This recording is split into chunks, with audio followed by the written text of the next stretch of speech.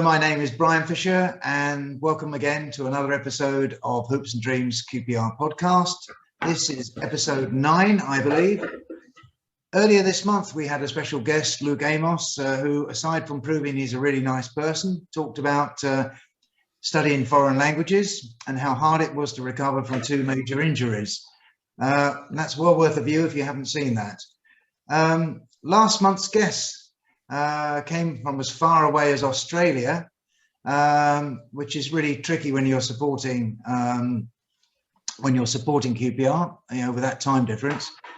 We've come a bit closer to home for this one, although one of them is also international, and that is Jamie, who comes on the Hoops and Dreams forum as Jim Jams. So welcome to you, Jamie. Whereabouts in France are you? Say again? Whereabouts in France are you?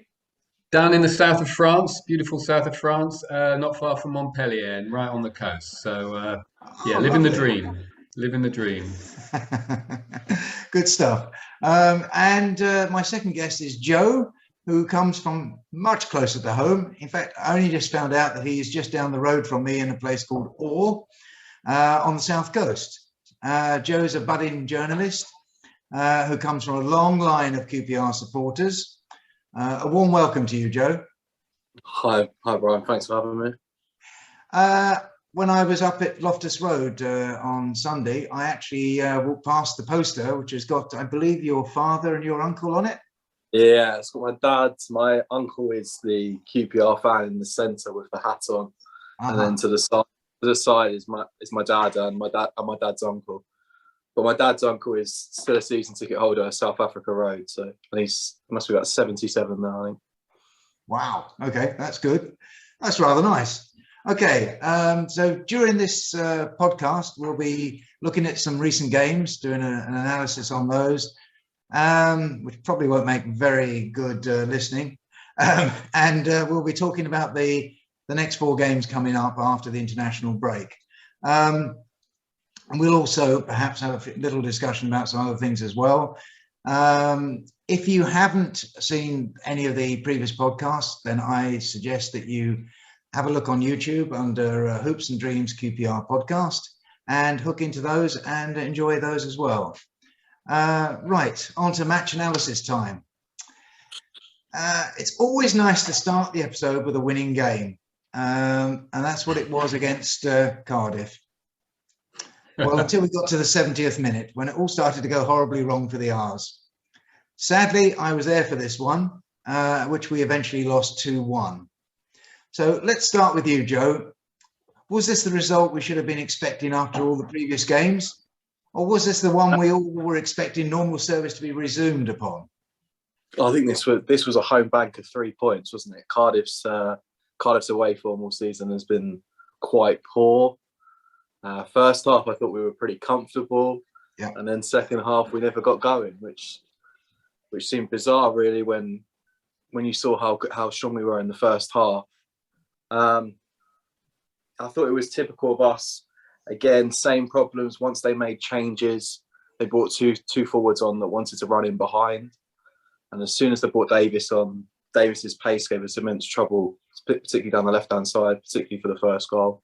I did think the first goal should have been disallowed. I thought it was a clear foul on Rob Dickie, but even then we still had opportunities to deal with it. I thought Jimmy Dunn was a bit poor in his defending when Davis was closing in on the box, and then of course Marshall should save the effort. But no, it was a frustrating one, wasn't it? It's sort of the type of game we seem to have lost all season. You think of Barnsley away, Peterborough away. These teams that are niggly down towards the bottom half of the table, they seem to have just given us trouble all season. So no, it should have been on form. It should have been a home bank of comfortable 3 points, but in the end, the way we're playing, can't argue with that. Jamie, I mean, was this the right team? I mean, amazingly, after this defeat, we were still in 5th place, albeit probably on borrowed time. We beat them away, didn't we, Cardiff? Yeah, we did. Yeah. It was a problem. And we won the first. I mean, I had to go back and look at the extended highlights. There were some real positives. This game was like the start of. I mean, I just, I like to say, Andre Gray, he has scored some really important goals over the season. I feel like the fan base, he's quite a hard personality to warm to, and he arrived at the club with a bit of baggage hanging over him, and he's been in and out of the team. But I added it up. In the time he's been playing, he's been scoring a goal every 135 minutes. Now, if he played every 90 minutes of every game, that would be 30 goals in the season. And this is one of the games in this recent run where he's been scoring. This is like the first game where this was actually probably the easiest goal he scored all season, just finding himself in space and slamming it home. But we were on top in the first half. I had no expectation that things were going to go wrong, and there was. I felt like after the run of the bad defeats, after the bad run prior to this game, I just didn't understand how the team weren't more. Didn't put it to bed. There was a bit of complacency that they didn't think. I guess maybe beating Cardiff away and the first half display there, they just thought this isn't going to be a problem. And I do remember there was a period of Olays where we were passing it around and they just didn't seem to be anywhere. But these games do happen. They've happened, against Bristol City as well. Where the first goal shouldn't have stood, and it was an error, and it was a goalkeeping error. So a draw, I guess, because they are good at free kicks, and we did give a free kick away, and he did score a great goal. That I would have settled for a draw. It was hard to take. I'm not a fan of Cardiff. I was there at the Millennium Stadium, so I don't like to see it at all. But yeah, it was unusual. I feel like in the second half when we're ahead, we usually turn the screws, or at least we manage the game better. And there obviously was, there wasn't the urgency. And it was interesting.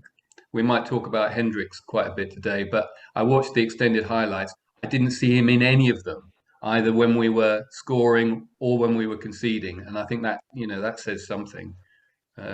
He wasn't even there. Anyway, that's all I've got to say about that game. But Odebajo and Gray started to show some really good form, I thought, and I thought that was encouraging.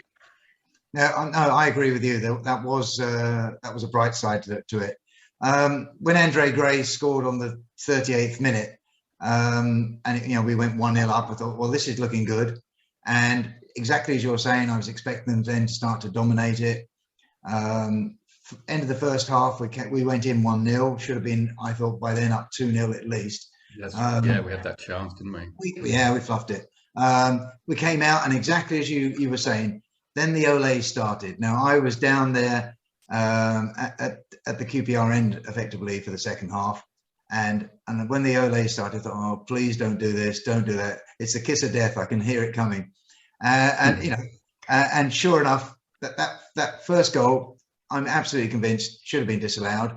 And every player in the defence, including the goalie, stood still and put their hands up, to signal to the ref that this was a foul. And of course, Cardiff just kept going and scored. It was a shocking omission by the ref and by the assistant. It was really, really poor. But anyway, these things happen. This is the Championship. Well, actually, it happens in the Premier League as well. But they have VAR. So we carried on, and really, for me, I felt that the way things were going, we should have had changes in there. That would have made all the difference. Cardiff didn't go back. They came quite late as well, didn't they? Didn't bring anyone on for the last 10. Cardiff did a double substitution in 58 minutes, and that to me was the game changer. The injection of a new, I think it was a left back and an attacking midfielder, made all the difference. That culminated in the 70th minute breakaway that saw, obviously, Dickie fouled. And then 4 minutes later, poor old Dickie was adjudged correctly to have fouled their forward. There's no argument about that. And the free kick was just superb. It really was a very, very good kick. So they were 2-1 up, and eventual winners against the QPR side that seemed to lack drive, determination. And Warburton was right to be angry in the post-match interview, I felt. But didn't do any good. It was too late by then. So anyway, on to our second game, which saw us away to our unexpected fellow promotion seekers, Luton. And with us minus by then, Dieng, Archer. But apparently Austin and Dykes had performed at least some training. That's what we were told. And of course, as we now know, Dykes still not fit. This was a Sunday roast fixture to satisfy the Sky appetites, with recent results featuring a 6th place Luton and a 7th place QPR. So it should have been a really good match. After our recent poor form, would we do any better? Would Johansson start? And would the team's performance be better? So did you manage to see the game live, Jamie? And what did you think of the overall team performance? Well, when I saw the team sheet, I was pretty concerned. In retrospect, I mean, this is not a popular opinion, and I'm not sure if I'm at all right, but I mean, this is the only game that we've played where I could see any justification for playing Johansson, Hendricks, and Field in the same team. You know, we were away from home at a team that was scoring freely, and you know, if his plan was to go in at 0-0 at half time and then bring on subs to change the game, well, that is what happened. And in fact, it would have been 0-0 if it wasn't for Marshall's error. So, you know, that it was reminiscent. I mean, I think the other thing that's worth bearing in mind is all season we have been getting results. You know, despite everything. Despite everything, you know, great team spirit, some good tactics, people, you know, players playing above and beyond and playing as a team. And I thought, you know, this was in that mold. It felt once we got the equaliser, and I think, you know, the team probably felt that they shouldn't have even been 1-0 down. But once we got the equaliser, it had that feeling that we've had all season of the only team now who are going to score are going to be us. Yeah. And we did, and then once we did, we looked totally assured. There was no, I wasn't in the least bit concerned after. Well, obviously I was concerned, but you know, they were right on it. They controlled the game after we scored. There was we still had 10 minutes to go, and we totally controlled the game. So Gray, you know, again, he made that penalty. I was watching it back. There was actually, you know, he fell over the play. He made the penalty and he took the penalty. It was a great penalty. And Ajabaja was good. Hendricks again, you know, there was an offside goal early on, wasn't there? And that was Hendrick giving the ball away in the middle of the field. Anyway. So yeah, I thought we deserved it. We rode our luck, but we've been doing that all season. You know, second half performances usually is where we come alive. Yeah, I think you're right. What can you say? Rob Dickey's header was the winner, and resulted in header. Was it a header? Yeah. Well, okay. Yeah, it was off a part of his body anyway. That was their first home defeat in the championship since November. So that's pretty damn good. But that only tells us part of the result, really. I think in the first half we were really under the cosh. Luton were really putting us under a lot of pressure, and we had a lot of misplaced passes and crosses. It was really poor. And you talked about Hendrick earlier on. Hendrick failed to close down Jerome, and his long-range speculative shot went straight through Marshall's hands, you know, or gloves, whichever you want to take it, to make it 1-0. I mean, that was dreadful to watch. But as so often is the case, I think QPR came out in the second half and produced a much better performance. They were more adventurous, they were more energetic. Whatever Mark Warburton says to them in the second, you know, in the dressing room, he should say at the beginning, The added pressure told when Gray was brought down by that defender. I agree he went down easy, but the defender was stupid to do what he did. It reminds me of when That Dickie was a penalty. Yeah. Yeah. And Dickie's equally stupid when he does it, or Sanderson. So You think it was a penalty? Yeah, it definitely was a penalty. Oh, I'm not so sure. Yeah, kind of, because I mean, in a way, it was in that position. It was a version of obstruction, wasn't it? Because I mean, he couldn't run forward. There was a body lying in front of him.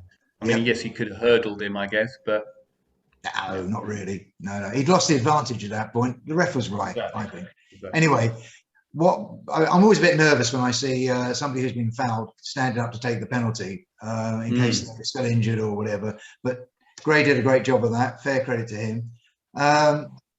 Luton are a really good side. I think we all acknowledge that they've done really well this season. They've surprised a lot of people, probably including themselves. So quite why they resort to the dark arts of time wasting, imaginary fouls, complaining to the ref all the time to try and sway opinion, I have no idea. Anyway, I'm so delighted that Dickie's body, whatever it was, got us home for a nice 2-1 win. So, Joe, do you think this was a fair result on the day? I thought a fair result would have been a 0-0 draw because I don't think any of the 3 goals should have stood. I think the first goal is a blatant handball. The second, I'm not convinced is a penalty. And the third goal, Luke Amos is offside, obstructing the keeper. True, true. Yeah, it's one of those where I didn't go because I was anticipating trouble, and I didn't go because every time I tend to go away, we concede 5 or 6. So it's one of those I regret not doing. As you said about Cardiff, I thought that was a banker of 3 points. I thought this was a banker 3-0 defeat beforehand. But no, I was impressed with the way that they were able to sort of get over what happened in the first half. I do think Chair probably should have been sent off. And I think again, the game hinges on poor refereeing decisions. I think Charlie Austin's a little bit. Watched Charlie Austin after he came on as well, and he seemed to kick out with possibly Lansbury. Charlie Austin kicking out, surely not. Yeah, which again left me a bit sort of like, oh no, here we go again. We're going to get ourselves in a bit of trouble. But no, I'd echo what was said. Looking at the team sheet before the game, you looked at that and thought, oh dear, how's that? How are they going to get hold of that? Particularly with how dynamic Luton's midfield is, Campbell and Clark in particular. I think Ruddock and Panzu going off for them was a big changing point in the game. I know that was quite early on, but it sort of freed the midfield up a little bit when they brought Lansbury on. They lost a bit of dynamism in there. But no, Luton are a good team. I think they're comfortably going to finish in the playoffs. My biggest concern is that fixture is possibly our last win of the season. Oh my God! No. I love this doom and gloom. Right, okay. But I mean, we always beat Luton, though, don't we? I mean, that's the other thing you've got to remember. Yeah. We do always beat them, and we always lose away to Nottingham Forest. So yeah. Funny you should mention that. I mean, in this game, I think the substitutions also helped. Chair came off probably because of the card. I mean, we were looking at yellow cards for Chair, Amos, and Wallace. I mean, Wallace, good God, for him to get a yellow card, just shocking. Surprised they noticed him. Right. So Chair came on for Austin. Was taken off for Austin, get it right. And then Hendrick was replaced by Amos, which to me seemed like a positive move. And finally, Gray was rotated out for Willock. I think those were the right subs at the right time, frankly. Yeah. I think generally, I'm always impressed with the way Mark Warburton looks at the game, studies the game, and then makes the right decisions. His problem, I feel, is one that we perhaps have little sympathy for. He doesn't have the quality in depth. That's what I think the problem is. So when he looks at the bench, he hasn't necessarily got who he wants on there. And this year with the way we've gone with the goalies, and last year when it went with the centre backs, you're starting to think to yourself, what more can a manager do? It's a really hard job. Okay, so I should mention at this point that last month in our predictions, Ash, Jonathan, and myself all did predictions, and bizarrely, we all came up with the same predictions for each of the games. QPR Cardiff, we said that we would win. We didn't. We lost. And funny enough, we said we'd draw against Luton, and we won. So what do we know? So after winning against Luton and going fourth in the Championship, we saw the R's travelling for a Wednesday night fixture against Nottingham Forest. What more could you ask? By the end of the night, we were fifth, having lost 3-1. The match was played in rain. I honestly believe that QPR don't play well in rain. I don't know what it is, but a lot of our major defeats have been in rain. The pitch, though, was absolutely saturated. It was dire. In the four corners, whenever the ball went into it, it stuck. It didn't move. Balls that should have gone off, people stopped chasing and then suddenly found, oh, hang on, it's still there. This, to me, was indicative of a club that is spending all its money on players and not looking after the pitch. That pitch was substandard. It definitely wasn't Championship standard. Right, moan over. And that, of course, that's the reason we lost, by the way. The R's were not at their collective best. On top of that, the referee made far too many allowances for the poor playing conditions in letting fouls go far too often, I thought, despite the yellow cards being doled out to us. Some, including me, would also query bringing in Dazelle and Amos to start instead of Johansson and Chair. And I'm sure most felt that Wallace was a poor choice on the left. But the team did get the first goal. However, the combination of the poor ball playing conditions, the loss of Willock and Marshall, and the general inability to take the match by its collar led, I feel, to our defeat. So, Joe, were you surprised by the team selection? Yes and no. The decision to play Amos and Dazelle together looks a bit curious. I think the pair of them alongside Field looks a little bit lightweight in that midfield, particularly with how Forest play with Ryan Yates and Garner as well. They're very big physical footballers, although they're technically good too. They can put themselves about as well. Was I surprised? I mean, I look at the bench that we had for that game. My biggest surprise was probably that Johan Barbe wasn't playing. Yes. And I can understand the decision to try and integrate Sanderson, but I think if you're integrating him this late into the season, I don't think you're in for a recipe for success. Do you think that Sanderson was brought in for speed? Possibly. The cynical part of me did think that potentially there's a deal done with Wolves already, an agreement done with Wolves already to sell Dickey to them in the summer, and that Sanderson's come in as sort of a sweetener for that. Yeah, possibly, because I mean they started with Davis and Johnson. I don't really know about this team. Obviously, you look at it and it's not fantastic compared to what Forest have got on the pitch. But then, it's a tricky one.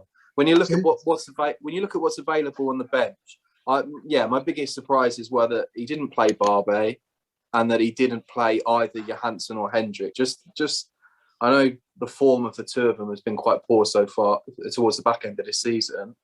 But nevertheless, I think it bulks the midfield up a little bit. Dozell and Amos, I think, can be alongside Phil, can be a bit too lightweight, and then all of a sudden they're straight at your back three. So yeah, I think when you look at the substitutions, was it Chair, Johansson, and Hendrick came on? That to me is probably the ones that should have been on there in the first place. I'm not surprised that he didn't start Chair and Willock together, because I think Forest are a team who, with the ball, are quite potent, and if they get behind, they get into the midfield, Willock, Gray, and Chair attacking together, all of a sudden that's three players out of the game. So I can understand why he elected to go with three in the midfield. I just think the personnel is slightly questionable. Yeah, that's fair enough. That's fair comment. Jamie, do you think it's a fair result? Um, I mean, I'll bow to Perry's.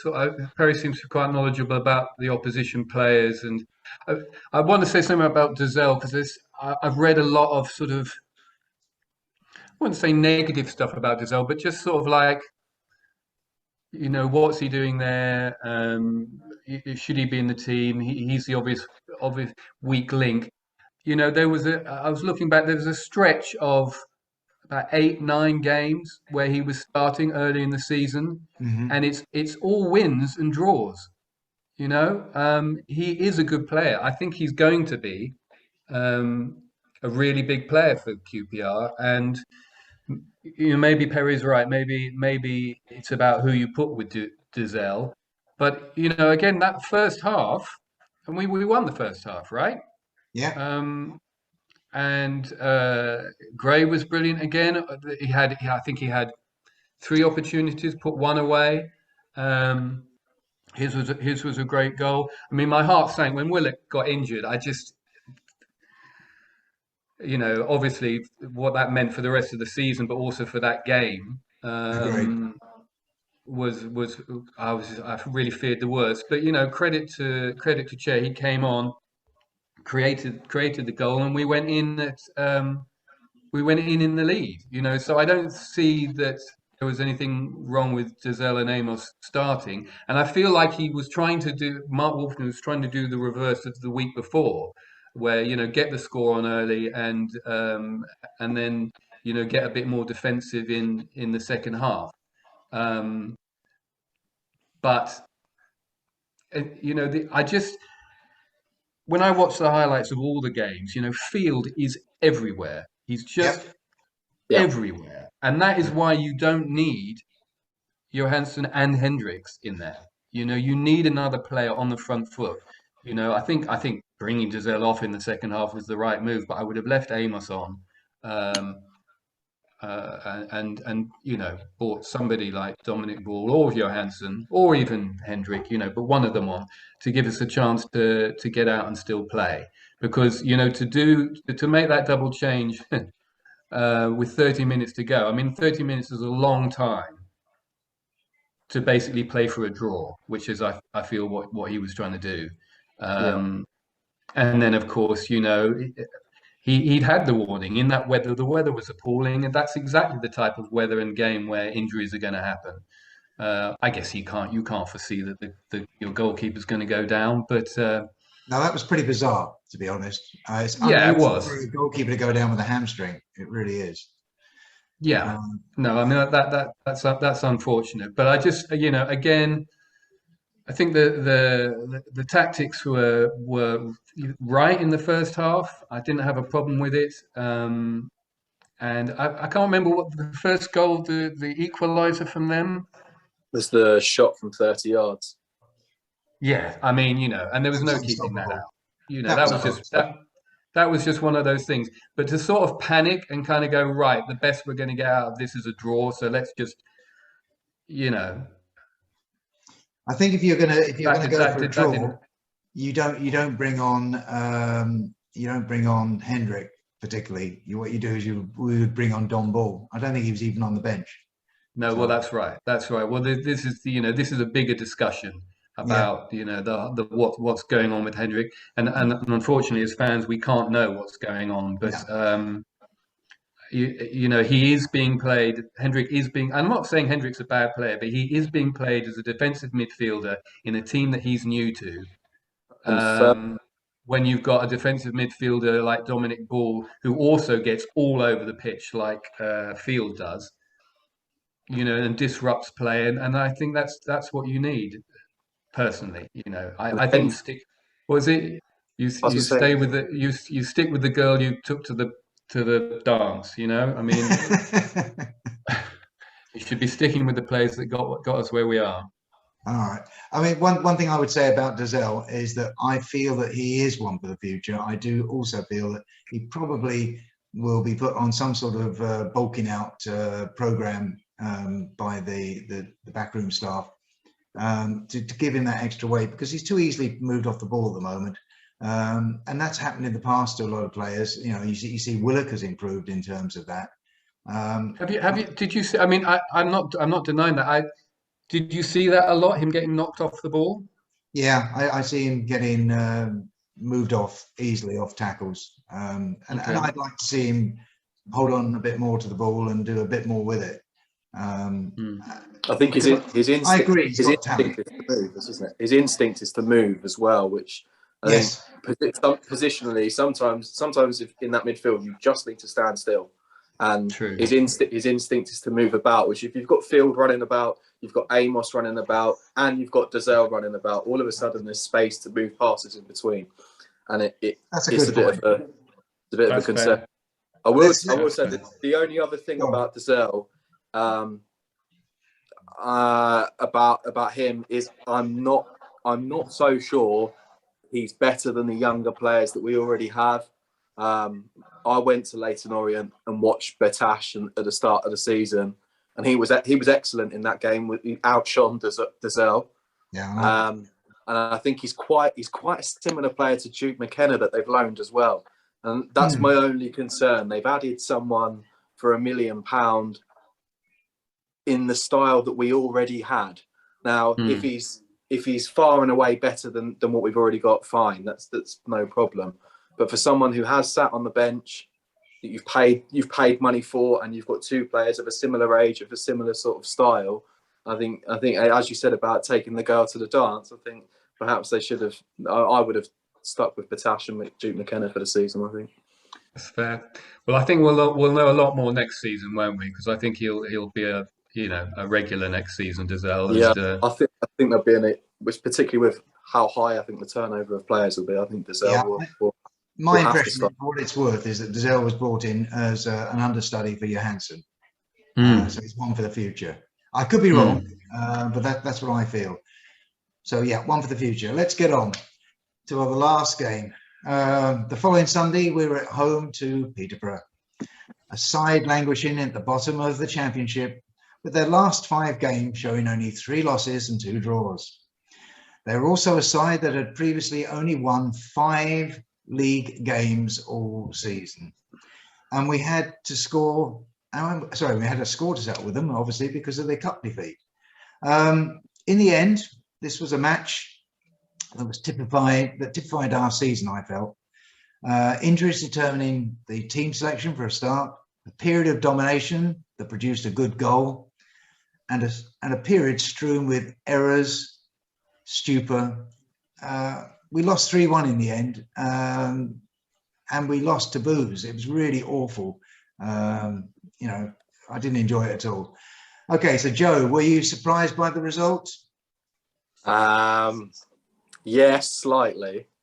I did think that a game being early kickoff on a Sunday at Loftus Road under the sun, I thought they were warning signs to begin with. I can't remember the last time I went on a Sunday in weather like that and they won. I was slightly surprised, particularly after the way we started the game. It did sort of feel as if from the vibe I got from watching it on the television was that when the first goal went in, it was a sort of with the players and both the fans, well, this game's done now.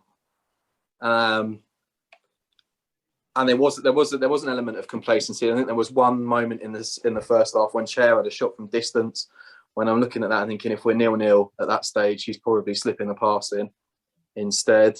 I think the manner of the defeat was the problem, wasn't it? The way, particularly in that second half, when you're playing a team at the bottom of the table and you don't have a shot on target, is quite disgusting, really. Again, it's the type of game. It's like, as you said, Brian, it typifies the season. A team at the bottom of the table that we play, we lose to. I did see one tweet after the game where if you're losing twice to Peterborough in a season, lose at Barnsley, I'm not sure you deserve to get promoted, and I'd probably agree with that. I know the Championship is very much a question of anybody could beat anybody on the day. But yeah, it was a bit of a shock, I feel, for that. And so did we get the performance, Joe? Was there a performance there? I'd say no. First half. I think the only two highlights from the game, the two elements you can take from the game, is that Westwood looked relatively comfortable. He didn't look out of place in the team, and Luke Amos, when he plays in a 3, running behind off the striker, looks comfortable. We seem to have found a role for him in a system. The only problem is, in that system, can you get Chair and Willock in the same team? You know, next season I don't foresee Chair or Willock being there, so that might not be a problem. But going forward, yeah, you worry looking at that team. Put it this way, I don't foresee many players that played in that game being there next season. But no, I didn't think there was a performance there at all. First half for about 30 minutes, and then as soon as Peterborough equalised, it was almost as if they were stunned into a paralysis, really. It wasn't just them. The fans there were equally stunned. It really was like that. Okay, that's good. Over the season, over my lifetime of watching football, though, I have seen that type of game over and over again. And you know, at halftime, I put a bet on for Andre Gray to score and for us to win by 2 clear goals, because you know we should have been 2 or 3 up. And it's not completely unusual for a team to be dominant and then the other team to get one chance and put it away against the run of play. No. You know, and I would say during this season, when that's happened, when we've been completely dominant and only got the 1 goal and then suddenly there's an equaliser, we put our foot down. And you know, I was confident that the better team were going to go on in the second half and finish the job. And the most important for me, the whole game, was that first 10 minutes that led up to their second goal. And to the life of me, I don't know what happened in the dressing room or what was said, because it was, you know, they did not start where they left off at all. Now, whether or not that's due to the managers, Peterborough's manager filling the spaces, you know, working out what they needed to do to break up our play, I don't know. But it just felt like, instead of coming straight back out and starting where they left off, we were nowhere. I don't know what happened at half time, but you would have thought the mentality would be, especially having been beaten twice by Peterborough, that they would come back out and absolutely hammer them. And I had Gray down for scoring. I had us to get another 2 goals. It didn't happen. That first 10 minutes was Peterborough against Sam Field. Yeah. You know, every time any other QPR player got the ball, we lost it. Then Field got it back for us, and then we lost it again. I just didn't understand what was going on. And the 2 goals happened very quickly after that. And after that, it didn't really matter. I mean, Mark Warburton's head clearly exploded, and he just threw on 3 players.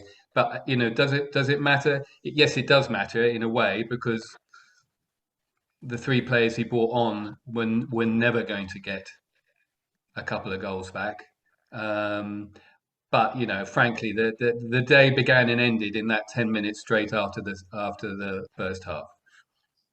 Yeah, oh, sorry. And one more thing I want to say is, when you've got a fourth goalkeeper coming on for his first game, who do you want to have in front of him? Do you want to have your established 3 defenders, or do you want to bring on, you know, Sanderson, who's only played a handful of games and had a shocker the week before? You know, I mean, that just seems unforgivable. Absolutely unforgivable. That seems to be a stance that the management seem to be taking, because Barbe's out of contract in the summer, and from what I've read, he's going back to France. Right. So what? So what? We're punishing him now for his service? What? I don't understand. I don't know. The decision appears to have been made that if he's not going to sign a new contract, he doesn't play. A bit sort of similar to the situation with Ryan Manning at the start of the season before. Joe, I don't think that's straight. It's not as it said. I don't think that's strictly correct, because I think that my indication from the club is that no contracts at all are being talked about until the end of the season. No.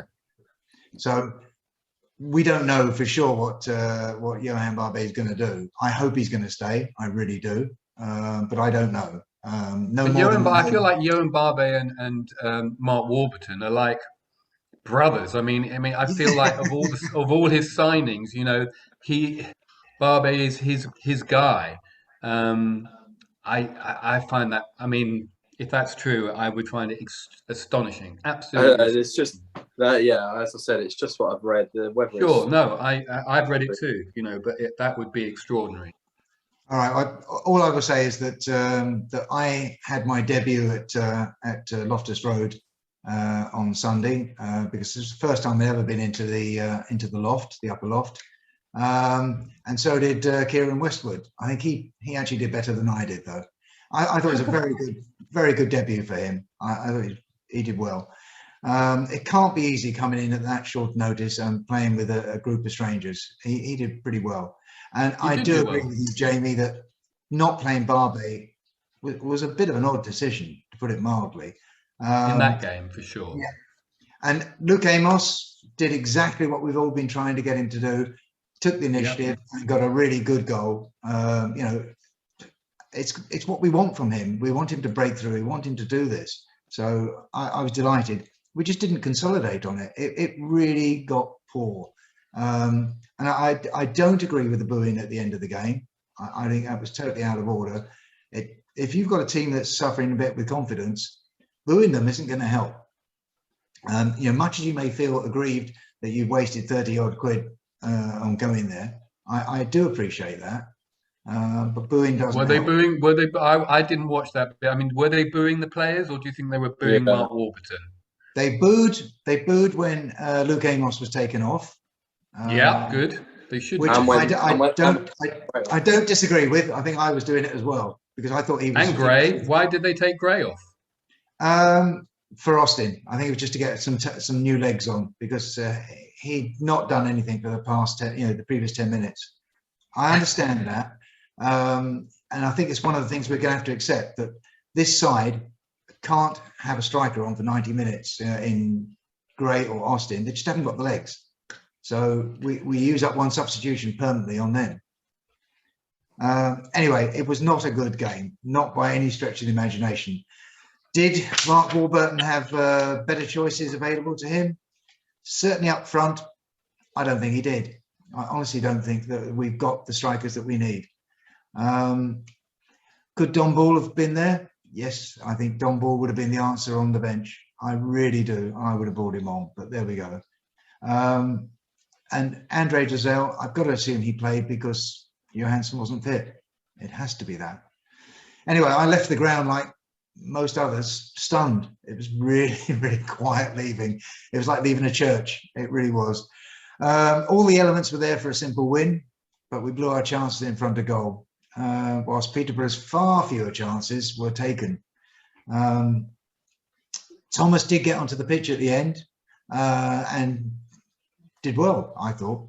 But it was a long, sad journey home for all of us, I think. Anyway, those last two matches on our prediction last month, Ash, Jonathan and myself, we had down Forest down as either a draw or a win, so we got that one wrong. And QPR Peterborough, I think all of us had that down as a win, so we all got that wrong. So this is probably a good time to mention that we're now going to move on to the predictions.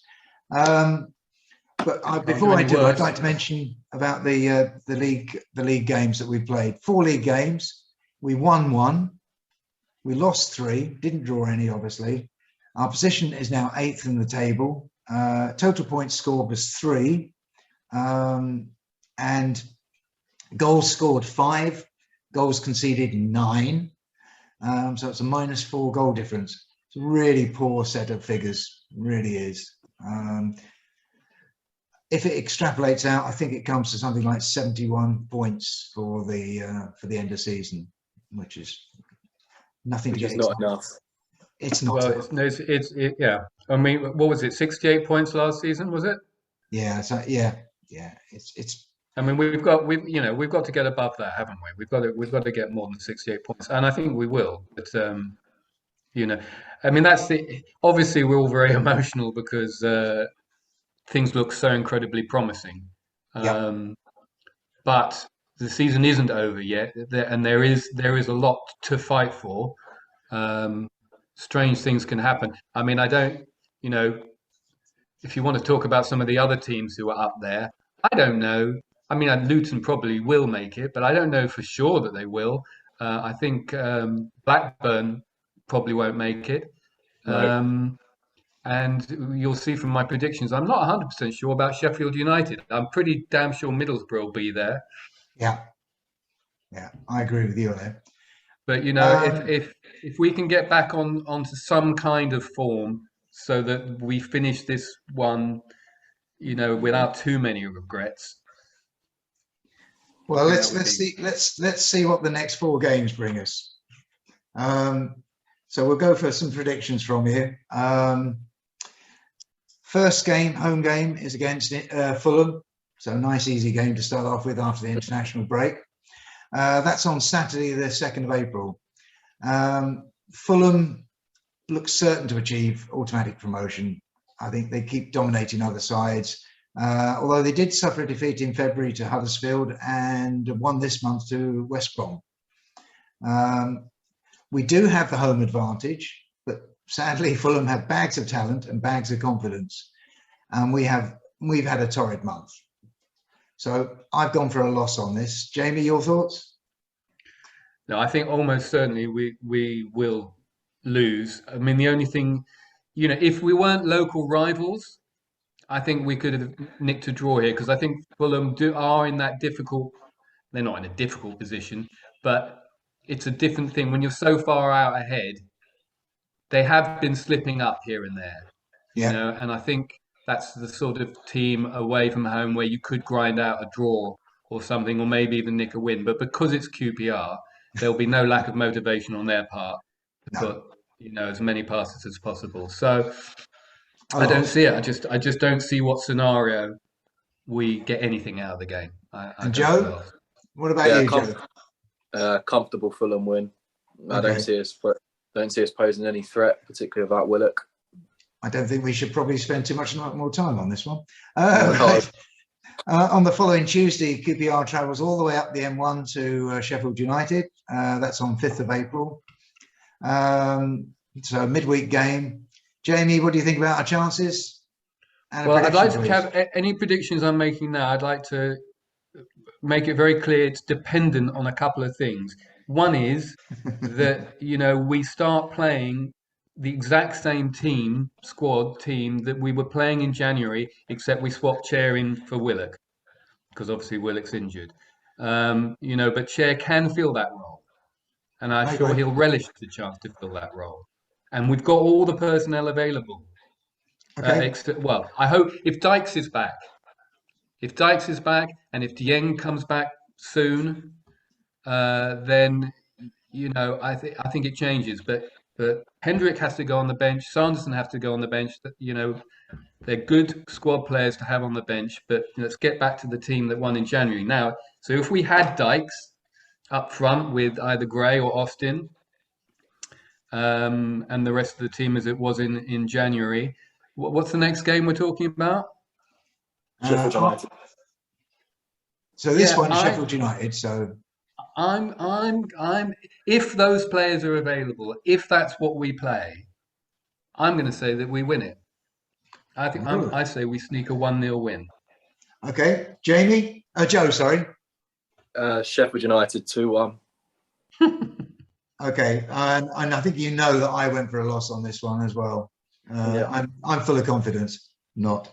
Okay, on Saturday, the 9th of April, which just happens to be my wedding anniversary. We wonder whether should we bother even going back south, travelling back south, because 4 days later on that Saturday we're playing Preston North End up there. So Joe, will this long journey north be for nothing? I think we might get a point in that game. I think Preston are a bit sticky at the moment. I fancy them to have a good season next year under Ryan Lowe. If there is a game in April that we're going to win, I think that is the one. But I would say I'd edge with a draw. Okay, I've got it down for a draw as well. Jamie, what about you? Yeah, my gut tells me a draw. They're much improved now. They actually, you know, are playing football rather than just going for the low block. So Yeah, we didn't get to see him early enough in the season, did we? That was the trouble. No, no, I think a draw. Okay, that's fine. That's fine. On the 15th of April, Friday the 15th of April, we're away to high-flying Huddersfield. Huddersfield have had a great season so far, and are obviously in the playoffs. But lately their wheels have been wobbling as much as ours, being beaten by Bournemouth and Millwall in their last two matches. Have they, like QPR, suffered as a consequence of having a smaller squad, perhaps, that lacks depth? This is an away game against a side in the playoffs on merit. So the best I can predict for or hope for is a draw. But I'm going to predict a loss. So what about you guys? Jamie? I'm going to go for a draw again. Okay, cool. Yeah. And Joe? I will say a draw as well, just simply because this is unusual for me to be a pessimist. All the teams around Huddersfield, Bar and Blackburn, are one game behind, and I think once the teams have started to play catch up, Huddersfield might start looking over their shoulder, and they could be vulnerable in that game. So I'll go for a draw. Good, that's fine. That's great. That's good. And you know, your caveat, Jamie, about if certain people are fit and whatever, that does have great relevance. There's no doubt about it. You know, if does anybody know exactly what the problem is with Dykes? Well, we'll find out tonight, won't we? Because of the Scotland play tonight in a friendly against Poland. Yeah, but he's gone with them, has he? He's been allowed to go. He has gone with them. Wow. I am amazed, absolutely amazed at that. Okay, all right. Or maybe he's ready. Maybe he's fit. That is one thing I will say about the Fulham game. The Fulham game is the first game back from the international break. So that is the only caveat that I would suggest gives us a little bit of hope, because Fulham could be a little bit off of it. Because they've got enough people playing in the internationals. Yes. We would need half of the Fulham team to be wiped out in the internationals for us to Okay, and I'm not saying that in a nasty way. Right. Go on.